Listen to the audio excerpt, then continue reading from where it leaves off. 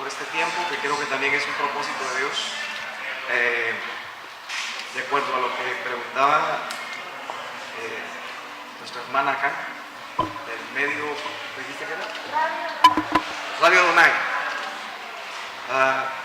Sí, durante estos más de 30 años que Dios nos ha dado el privilegio de estar sirviendo, ministrando, viajando, obviamente hemos visto tantos cambios que creo que es lo natural, o sea, todo va evolucionando, va cambiando.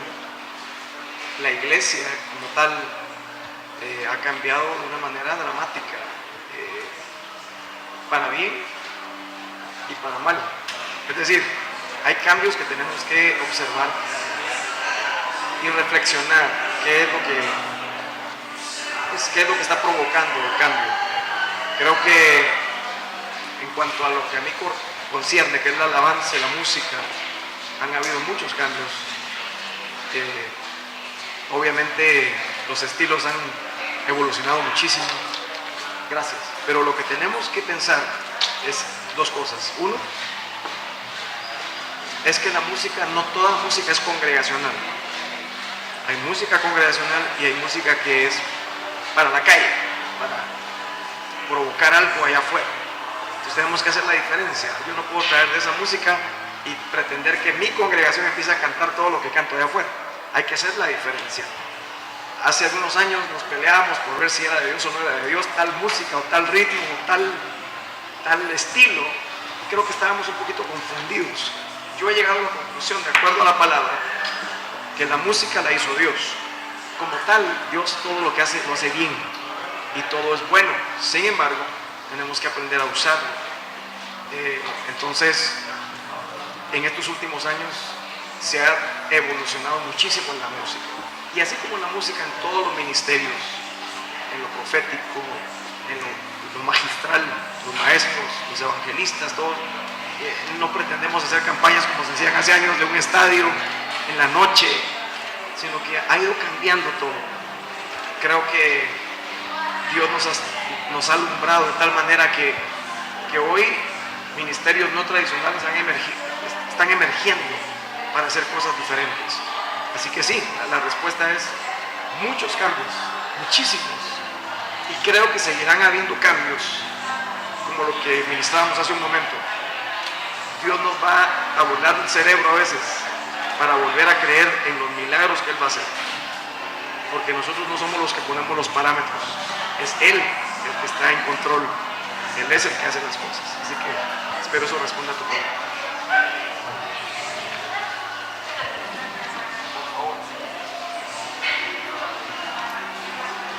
Juan Carlos, un gusto tenerlo acá entre nosotros. Espero que lo hayan recibido bien, Chile. Hace una pregunta atrás te preguntaban sobre tu opinión con respecto a las iglesias, pero específicamente como salmista, como adorador, pasaste por los cassettes, por los DVD y por los CD. Bueno, por los CD primero, los DVD ahora. ¿Cuál crees tú, según tu opinión, ha sido lo mejor dentro de la evolución de la música en todos estos años? Hablando específicamente de la música, más allá de la iglesia, ¿cuál crees tú que ha sido lo mejor dentro de la evolución de la música dentro de todos estos años que te ha tocado vivir? Hablando de la música cristiana.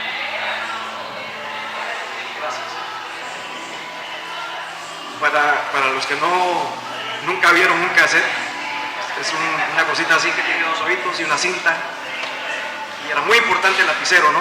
El lapicero Bic para retrasarlo y adelantarlo. Mi opinión es que lo mejor que ha pasado es que la difusión de la música hoy no ha tenido precedentes. Es decir, costaba tanto que un cassette llegara a Cuba, digamos, o a España, costaba el mandar ese cassette con alguien. Pero hoy, en cuestión de segundos, lo pones en las redes sociales y está en todo el mundo. Hay el debate de los derechos y piratas y bla, bla, bla. Yo llegué a la conclusión de que lo que Dios te da es para darlo a los demás. Yo no vivo de la música, yo vivo de Dios. Él es mi proveedor, Él es mi pastor. La industria de la música no es mi pastor. yo no voy a gastar mi tiempo en decir que yo tengo derechos. Ya hay gente que se debate en estas cosas. Yo me puse en paz con Dios hace muchos años, cuando la piratería empezó a entrar fuerte en todos lados. Dios un día me confrontó y me dijo: ¿te acuerdas aquella vez que me pediste en una iglesia chiquita hace muchos años que querías que yo te usara? Y yo dije: sí, Señor, me recuerdo. ¿Te recuerdas que me pediste que querías que yo te diera música para la generación? Sí, me recuerdo. Pues lo estoy haciendo o no. Sí, Señor, pero nada, déjamelo a mí, que yo voy a hacer lo que tengo que hacer. Entonces yo me quité de la responsabilidad y ya no voy a hablar más de esto. Yo hago la música y lo demás es de Dios. Así que lo mejor que ha pasado es que creo que la difusión no tiene precedentes. Hoy se difunde la música del Señor por todos lados. Así que los formatos van a seguir cambiando. Ahora es el streaming. Ahora ya ni siquiera compras la música, solamente te suscribes a un proveedor y ahí están millones de canciones. La regalía son milésimas de centavos, eso no importa. Lo que importa realmente es que Dios está haciendo su obra y que Él va a llegar a donde, o sea, la música va a llegar a donde Dios quiera que llegue. Así que eso es lo mejor que ha pasado para mí.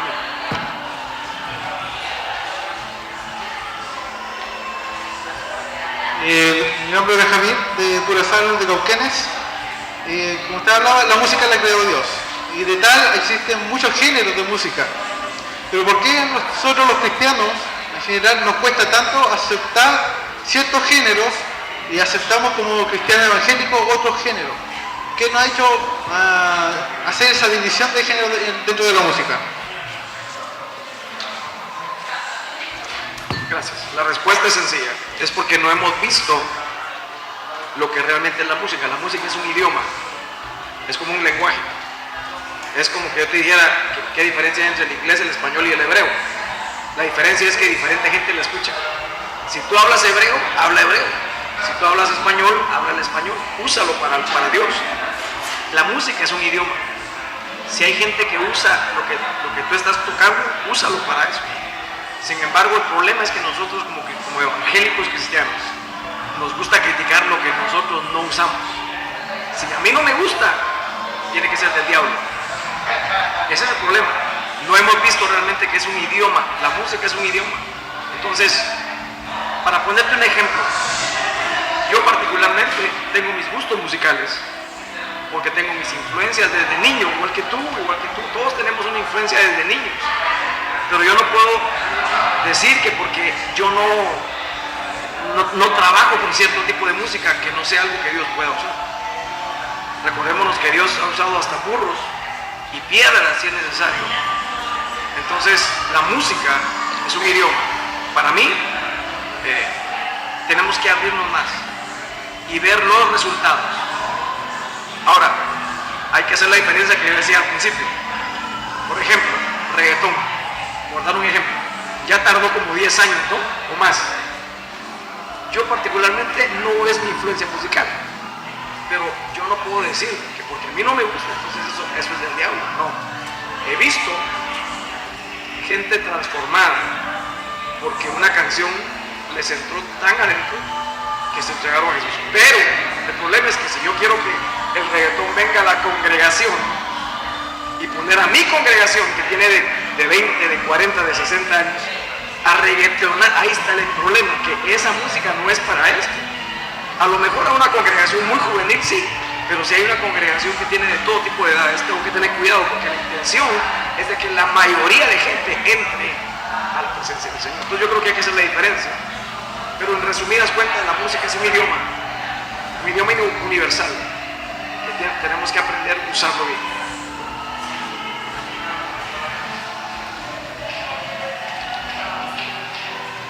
Hola, mi nombre es Sandrino Abarca, de Discípulo TV. Nosotros, nuestro eslogan es solo la verdad y nada más que la verdad. Nuestra pregunta tiene que ver con lo siguiente. Hay generaciones hoy en día que lo ven a ustedes, ven a otros grupos que van a estar hoy acá, a Barak, y estos niños de 10, 15, 16 años están en su casa viendo tutoriales para sacar las alabanzas, ¿cierto? Las canciones, y mucha música de ustedes. Nosotros les preguntamos en las congregaciones y ellos quieren ser un Juan Carlos Alvarado, quieren ser Robert Greene de Barak, ellos quieren ser los músicos, ellos no quieren ser como Jesús. ¿Qué les decimos a estos niños? Que su mayor referencia en la música, hablando de música, son ustedes. ¿Cuál es nuestra responsabilidad como personas que están al otro lado del escenario? Ustedes que son los que influencian a esta generación que viene atrás, de niños pequeños que están viendo en ustedes referentes y siendo eclipsados muchas veces en la figura de Jesucristo.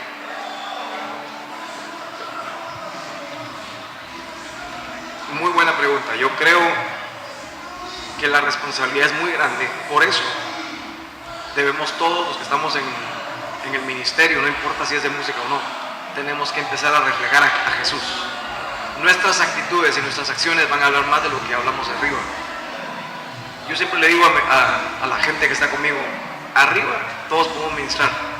Al momento de bajarnos es que realmente vamos a empezar a dar frutos. Por eso es que los músicos o los cantantes tenemos que tener la responsabilidad de que tenemos un mundo de gente que está viéndonos, como tú decías. Yo creo que es inevitable la influencia, es decir, sígueme a mí como yo sigo a Cristo. Pablo decía, mírenme a mí, pero vean a Cristo.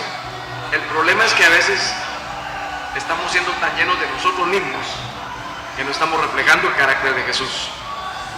La meta aquí y la clave creo que está en reconocer que si tú estás arriba es para hacer algo diferente y para crear un ambiente cristocéntrico que esté enmarcado en la palabra, que pueda reflejar a los jóvenes algo sano. Es decir, hay mucha farándula hoy. Voy a hablar claro. Creo que la industria nos ha afectado mucho. Creo que hay actitudes que tenemos que cambiar. Cuando se invita a alguien, a veces las listas son tan grandes de los requisitos que hay muchos que están detrás de eso, que están viendo el ejemplo y dicen, ok, yo quiero ser como él, entonces yo voy a hacer todas esas cosas cuando yo esté en ese lugar. Creo que hay cosas que tienen que cambiar dramáticamente. Jesús le dijo a sus discípulos, cuando empezaron a ver quién era mayor, que quién se iba a sentar a la par, que quién iba a hacer esto, que quién iba a hacer el otro, él dijo, entre ustedes no va a ser así, sino el que sea el mayor, el que sirva a los demás. Creo que todos los que estamos en el ministerio de música tenemos que empezar a servir más que ser servidos. Por ejemplo, las alfombras rojas, las limusinas, los premios, todo esto, yo no creo que... ¿Cómo explico esto? Si esa es tu meta, estás en otro equipo, estás en otra onda. O sea, que alguien te premie algo está bien, pero si nosotros estamos buscando el reconocimiento y el trato como lo hacen allá en el otro monte, estamos en el equipo equivocado. Este equipo se supone que es para servir, se supone que es para que yo pueda ver la necesidad de otros y decir, mira, yo estoy igual que tú, trabajemos juntos. Entiendo tu pregunta y sé que hay muchas cosas que deberían de cambiar. Por eso al venir a eventos como este estamos orando, clamando y profetizando a una generación distinta. Pero para eso tenemos que dar ejemplo. Y el ejemplo es que cuando alguien se acerca a ti, tú seas accesible todo el tiempo. Eso no cuesta. Es decir, por ejemplo, Jesús mismo, él caminó y los discípulos una vez trataron de ser así como guaruras, así como guardaespaldas. No sé si ustedes se recuerdan. Y todos, no, que no lo toquen. Y el Señor los paró y les dijo, si para eso vine. ¿Cómo que quién me aprieta? Si todo el mundo me toca. Y se voltea y hace lo que tiene que hacer. Le da a una mujer necesitada lo que esa mujer está buscando. Entonces, si este es mi ejemplo, yo tengo que trabajar de la misma forma que Jesús. No es fácil. Yo sé que uno se cansa, yo sé que uno es humano, sé que a veces uno, las ganas que tienes de irse y estar solo, pero es que esto es un ministerio. Esto no lo escogiste tú, esto Dios te lo dio. Entonces tenemos que verlo desde ese punto de vista, pero ¿sabes qué? Necesitamos más acercarnos a Él, porque a menos que yo esté cerca de Él, yo no puedo hacer esto de otra forma, no lo puedo imitar, yo tengo que tener algo que de adentro realmente me salgan estas actitudes, porque yo estoy cerca de Él y su palabra. Entonces, en pocas palabras, hay una gran generación que no va a oír prédicas, sino va a seguir ejemplos. Tenemos que cuidar eso. Creo que tenemos que ser más responsables y empezar a ir más al monte de Sión y alejarnos del monte de Moria, que son dos montes contrapuestos que no se llevan el uno al otro. Uno va para acá y el otro va para allá. Tenemos que escoger a dónde vamos.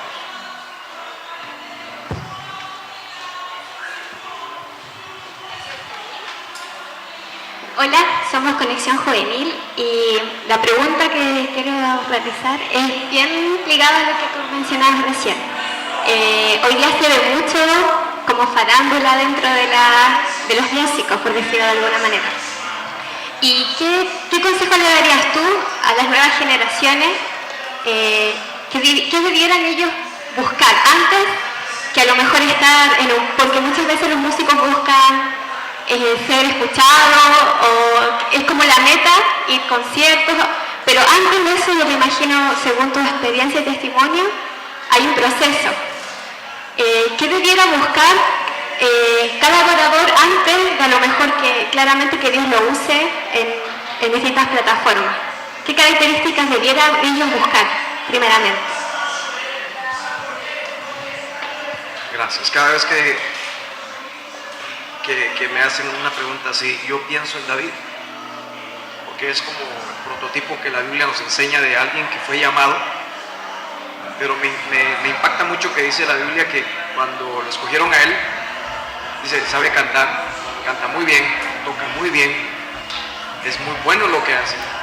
O sea, le da todos los aspectos de un buen músico, de un buen artista, digamos, alguien que se maneja bien, pero al final dice algo muy poderoso: Jehová está con él. Creo que ese es el ingrediente clave en el llamado de todo el que se para ahí arriba, como el pastor que está ministrando ahora. Él tiene muy claro lo que tiene que hacer. No es aparentarle a alguien que canta bien, sino es darle a la gente lo que él siente que Dios le ha dado a él. Si Dios está con nosotros, entonces vamos a reflejar algo de Él. Y creo que ese es el ingrediente principal. Desafortunadamente, por el proceso que ha tomado la iglesia, a veces eso es lo último que la gente ve. Lo que ve la gente es lo que veía el papá de David: la apariencia, cómo canta, cómo se desenvuelve, la técnica, esto, la otra, la fama, la familia, el apellido, dinero. O sea, todas las cosas es a veces lo que nos llama la atención. Y al final decimos, sí, está ungido, pero hasta de último. Entonces creo que tenemos que como darle vuelta a las prioridades. No quiere decir esto que el que sea llamado de Dios y tenga de Dios no tenga que prepararse musicalmente o en la palabra. Hay que prepararse, pero que el ingrediente que no debe faltar es que el Señor está contigo para hacer lo que vas a hacer. Si no, sería solamente un performance, una actuación, porque eso es lo que el artista hace en el mundo: actúa, interpreta. Pero en el Evangelio no es una actuación. En el Evangelio tiene que ser un servicio de lo que Dios puso en tu corazón, darlo, entregarlo a la gente. Y no hay otra forma de hacerlo si no es estando cerca de Dios. Así que para mí ese es el proceso. Es más, hay gente que Dios lo ha llamado que tal vez no tiene tanto talento, pero en el proceso de entregar lo que tiene, Dios le va dando más.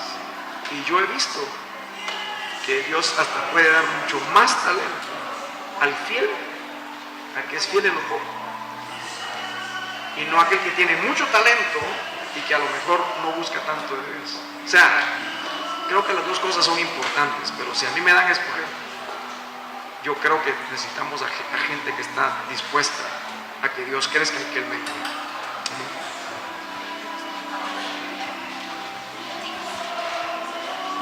Bueno, nos presentamos, somos del programa radial Rompiendo Esquemas. ¿Ya? Bueno, yo le doy gracias a Dios por este momento, varón, porque yo sí me formé con su música. Ya desde sus inicios, no voy a decir la edad que tengo, pero sí puedo decir que era muy niño. Yo también. Y Miel San Marcos en el 2012 saca un disco que se llama Proezas, en el cual los invita y hace una referencia cuando usted sale al escenario y dice, es un varón que ha transformado, que transformó la forma de la alabanza. Y yo también lo veo así, yo veo que antes de este estilo de alabanza, ¿no es cierto?, que trajo Juan Carlos Alvarado a nuestras iglesias, ¿no es cierto?, hubo una transformación, hubo una renovación, un cambio en cómo nos acercábamos al trono de la gracia. Ya yo vengo de una iglesia muy tradicional, muy religiosa, ¿ya? Y el ver la evolución de la alabanza durante todos estos años, yo he visto que Dios ha hecho cosas tremendas a través de un arma que antes no se usaba, que es la alabanza. ¿Ah? Y estudiando la palabra de Dios nos damos cuenta que la alabanza cumple una función primordial dentro de la iglesia. ¿Ah? Nosotros muchas veces le atribuimos a otros actores lo que la música o la alabanza debiera hacer, que es liberar, es quebrar cadenas, es quebrar sitios. Eso la Biblia nos enseña que lo hace la alabanza, ¿no es cierto?, que hace retroceder las tinieblas. Entonces, para marcar una etapa, para llegar a ser usado por Dios de esa forma de hacer una separación entre lo viejo y lo nuevo, no sé si se entiende a lo mejor la expresión. ¿Qué debe hacer un hombre de Dios? Hay muchos hombres de Dios que quieren marcar la diferencia, que quieren hacer muchas cosas y no lo logran. ¿Ah? Pero de usted yo puedo dar testimonio de que se marcó una generación, de que nos llevó al altar de una forma distinta. Letras escritas por usted nos llevaron al altar de una forma distinta. Yo conozco su testimonio, me acuerdo cuando lo contó, me acuerdo cuando Dios a lo mejor lo hizo sacarse esos 3 pianos de cada lado y empezar a ministrar solamente con uno, cuando lo llevó a hacer aseo a los baños. Yo recuerdo todo eso, porque yo soy un seguidor de su carrera. Entonces, ¿qué tiene que tener un hombre de Dios para poder marcar la historia? ¿Qué tiene que tener un varón de Dios para poder cambiar los tiempos? Para dejar el vino viejo y comenzar a poder entregar vino nuevo. Hay una clave ahí. No todos lo logran, hay muchos que lo intentan, ¿no es cierto? ¿Qué tiene que tener? ¿Qué puede decirme usted a través de su experiencia? ¿Qué tiene que tener un hombre de Dios para lograr eso? Bueno, gracias. Yo crecí con mi música, así que te entiendo. Empezamos muy niños, muy jóvenes. Antes de contestar categóricamente tu pregunta, quiero decirte que cuando yo tenía 18 años, se acercó un hombre de Dios y me dijo, tú vas a tocar para Él, vas a tocar para Dios. Yo no sabía, yo no era cristiano, o sea, yo ni siquiera iba a la iglesia. Y él se acercó y me apuntó. Eso marcó mi vida totalmente. Por eso pienso que una de los factores importantísimos es la palabra profética. Porque de no haber sido porque él se dejó usar, yo no hubiera empezado a esa edad a darle lo que yo tenía al Señor. Pienso que para lograr algo en el Señor, no tienes que intentarlo tú, porque mientras más lo intentas, menos lo vas a lograr. Tienes que entrar a formar, a ser parte del plan de Él. A veces luchamos tanto por ser exitosos que perdemos la visión. Tenemos que meternos en la visión grande de Él y ser parte del fluir, y lo que venga te va a sorprender. Digo esto porque no hicimos nada, no planificamos nada, no hicimos marketing, no habían redes sociales. Es más, siéntanse privilegiados ustedes que tienen radios, porque habían una radio en todo el país, cristiana. Entonces no podemos atribuirle a nada de lo que hoy tratamos de hacer para lo que Dios hizo. Lo único que te puedo decir es que fue un plan de Dios. Porque yo recuerdo que entonces a los 18 años dije, wow, Dios me está hablando, pero entonces ¿qué hago? Y Luis Mejía, que fue mi pastor en ese tiempo, que es como mi papá, yo le dije, mira Luis, enséñame, lo que yo quiero es aprender. Y de hecho, él empezó a enseñarme un montón de cosas que me costó muchísimo. Yo venía de la música secular. Entonces imagínate, esa transformación fue muy, muy radical y muy dura, porque es como lo contraproducente. Lo que buscan aquí es lo que aquí no tenés que buscar, lo que hacen aquí es lo que aquí no tenés que. Entonces lo primero que me dijo él es, tienes que dejar la música por 3 años. Imagínate. Y para mí la música era mi Dios. Yo vivía para la música. Entonces, esos 3 años me olvidé. Entonces, yo creo que lo que uno tiene que hacer es vaciarse para responder tu pregunta. Vaciarse uno de lo que uno anhela y llenarse de lo que Él está haciendo en el momento de Dios. Dios va a hacer algo. Si te metes en ese mover, Dios te va a sorprender. Entonces, recuerdo que se empezó todo tan rápido. Cuando pasaron los 3 años, yo empecé a ministrar. Y recuerdo bien cuando vino el sentimiento de querer grabar un cassette. Pero aquí está la pregunta, ¿para qué? Y aquí es donde tenemos que preguntarnos, ¿para qué vas a hacer lo que vas a hacer? Nuestra intención de grabar ese primer cassette, que se llamó Digno de Alabar, con Palabra en Acción, que era la iglesia donde estábamos. ¿Sabes por qué fue? A lo mejor tú lo sabes, pero quiero decirle a ustedes que la única intención de grabar ese cassette fue porque la gente se estaba convirtiendo a una velocidad impresionante. Cada domingo habían como 20 que se convertían, 30 que venían, familias que venían. Entonces, el problema que teníamos era que la gente no se sabía las canciones. Una de las metas del Ministerio de Alabanza era enseñar una canción nueva cada domingo. Una canción nueva cada domingo. Entonces, al momento de que era un mes, habían 4 canciones nuevas, gente que se estaba convirtiendo y no sabía las canciones. Entonces dijimos, hagamos un cassette para que se lo lleven ellos, la congregación, lo canten en sus casas y el domingo que vengan ya se lo sepan. Y el pastor dijo, genial, hagámoslo. Y así nació el primer cassette.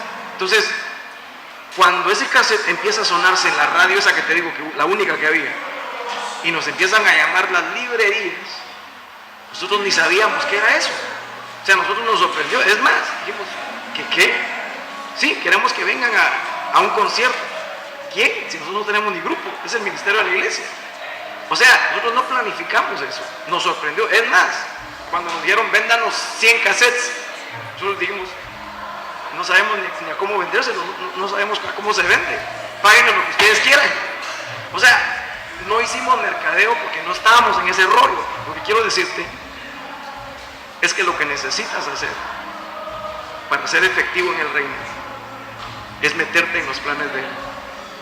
Todo lo demás, Él lo va a hacer de una forma tan preciosa y tan maravillosa que te va a sorprender.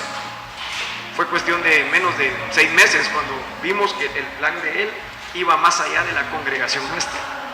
Entonces ya grabamos el segundo cassette, que fue Jehová es mi guerrero, con el helicóptero. Ok, ese segundo cassette fue pensando ya en poder ministrar a la iglesia en Guatemala. Pero digo, cada paso que das, tienes que tener el cuidado de que lo que estás haciendo es algo que Dios está formando en ti para dárselo a otros. En el momento que uno empieza a pensar, no, voy a hacer un disco para entonces vamos a comprar esto y ahí ya se terminó la visión. Porque no es la cosa, no es para comprar, no es para vender, es para ministrar a la gente. O sea, sus planes son otros. Que Dios te bendiga, eso es otra cosa. Pero yo creo que una de las claves es esa.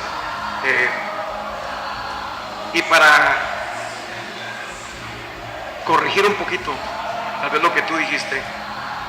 Yo creo que no, yo no fui la persona que revolucionó. Yo creo que mira, San Marcos nos amamos mucho y ellos son lindas personas, lindos muchachos.